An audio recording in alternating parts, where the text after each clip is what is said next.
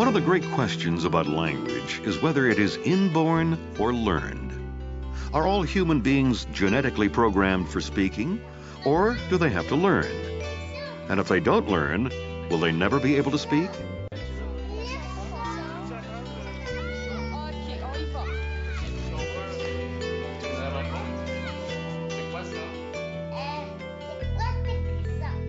Language ability is like a seed inside of a human being, which when other people start speaking, it's like dropping water on a seed for a tree. When other people start speaking, that language ability starts to grow.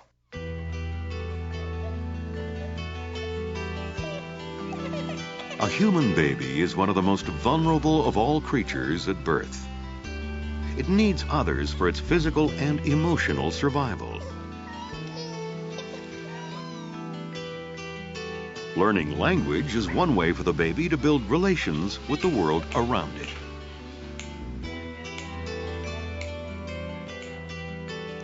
Instinctively, a mother talking to her baby speaks gently and with longer pauses.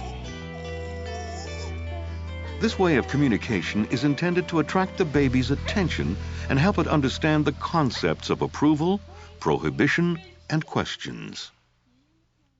Certain sounds are easier for them to produce than other sounds. And one of the easiest kinds of sounds to produce is when you put your lips together and then release them. So you get sounds such as pa or ba or ma. It seems to be more than a coincidence that in many languages of the world, unrelated languages, the words for primary caretakers are words such as papa, baba, mama. There is still one mystery. How do babies learn to recognize all the subtlety that lurks in certain sounds? A friend of mine in fact, a student of mine did a tremendous study of the word uh-oh.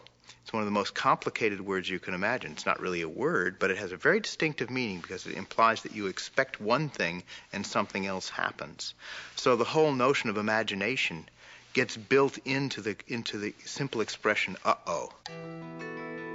Very young children can make abstract connections between two different concepts with a single word. For example, a child 18 months old who sees its father's glasses and doesn't say glasses, but dada.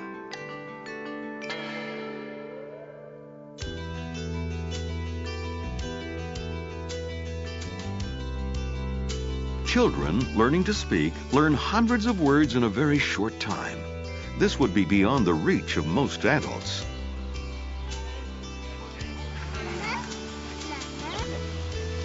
Even very young children understand the basic grammatical rules of the language spoken around them.